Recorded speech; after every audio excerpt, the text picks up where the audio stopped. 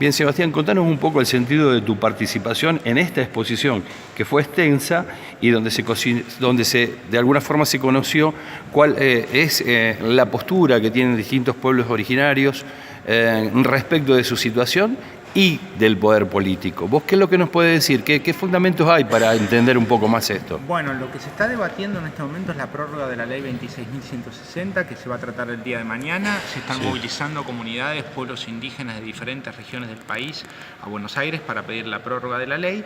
Y sí, la ley efectivamente se votó en el año 2006, se fueron votando varias prórrogas cada 4 años, una prórroga en el 2009 y la otra en el 2013, y ahora está caducando el 23 de noviembre la que vence este año 2017, y lo que están demandando las comunidades es la prórroga de la ley. ¿Qué es lo que sustenta esto? La propia Constitución Nacional, el artículo 75, inciso 17, que reconoce la preexistencia de los pueblos indígenas y, entre otras cosas, les resguarda el derecho a la tierra y al territorio, a lo que son los territorios ancestrales, y lo mismo otros convenios que ha firmado la Argentina, como el convenio 169 de la OIT, la Organización Internacional del Trabajo, que con la reforma de la Constitución Nacional en el año 1994, a partir del artículo 75, inciso 22, los convenios internacionales de derechos humanos tienen rango constitucional, están por arriba de las leyes, y entonces también así es como Argentina empezó a adherir al hacer toda la totalidad del trámite en el año 2001 al convenio 169.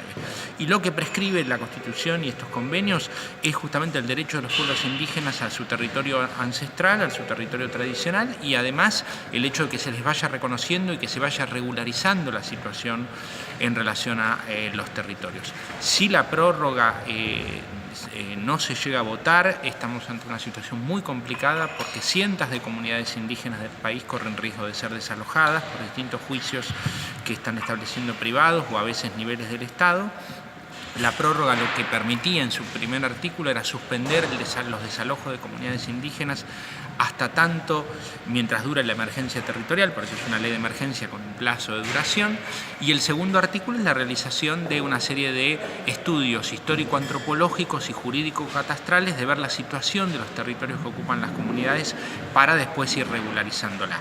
La realidad es que la ley tuvo dificultades en su aplicación, pero no porque sea una ley que no sea conveniente, sino porque en muchos casos hubo falta de voluntad política, sobre todo de algunas provincias complicadas en la relación con los pueblos indígenas, sectores privados muy poderosos, grandes emprendimientos que frenaron la instrumentación de las leyes, y lugares donde las comunidades están asentadas en riquezas naturales y de recursos naturales muy importantes. Y esto fue una de las causas que lentificó mucho, sumado a falta de capacitación y falta de recursos humanos y falta de los medios adecuados por parte del Instituto Nacional de Asuntos Indígenas, que es el organismo aplicado de la política indígena en Argentina. Sí, si bien hay un marco normativo que de alguna forma cimenta la posibilidad de tener un lugar desde donde discutir la situación de los pueblos indígenas.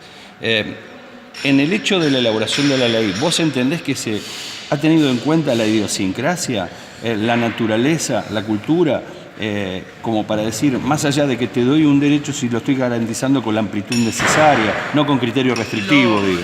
Lo que se manifestó mucho justamente acá en este espacio, los distintos pueblos originarios, es cómo la ley tiene que ser un punto de partida para ir más allá, ¿no es cierto? Y que la ley, también algunos legisladores lo señalaron, tiene inconvenientes, pero sin duda es mejor tener esa ley y que ese sea el punto de partida para cosas mejores. A lo que se está discutiendo es la prórroga. No, si no se llega a prorrogar, estamos hablando de 23 de noviembre caduca esta ley como está vigente, 24 de noviembre vamos a tener desalojos en varios lugares del país. O sea, entonces, en ningún lugar van.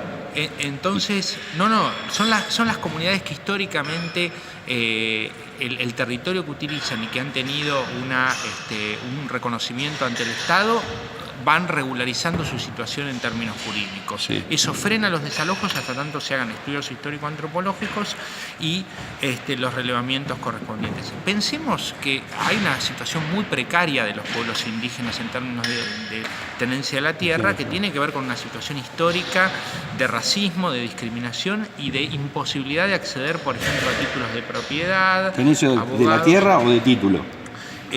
Tenencia histórica de lo que es la tierra, sí. Y vivir históricamente en un territorio, pero no tener el título formal. Claro, por ahí lo que tienen a veces para mostrar son esto viene 50, Sarmiento, digamos, 50 años de permiso de pastaje, por ejemplo. Claro. Pero eso no es ningún título de propiedad y por ahí el Estado lo vende ese título, lo vende un privado y rápidamente tenemos un privado que nunca vivió el lugar, pero que puede pedir el desalojo de las comunidades. Esos son los de comunidades que están hace 200 años, 100 años, esos son los problemas que se generan. La ley impedía que eso sucediera porque les daba un marco de protección, un marco legal, obligaba a que se hicieran los relevamientos correspondientes. El hacer los relevamientos implica poder poner sobre la mesa estos permisos de pastaje, por dar un ejemplo, y poder certificar, bueno, por una situación histórica de discriminación y de desconocimiento de los derechos de los pueblos indígenas, esta comunidad no pudo tener su territorio, pero después regularizar esa situación. La verdad es que eso está sumamente atrasado, digamos, pero bueno, justamente lo que no se puede es retroceder con eso, sino todo lo contrario,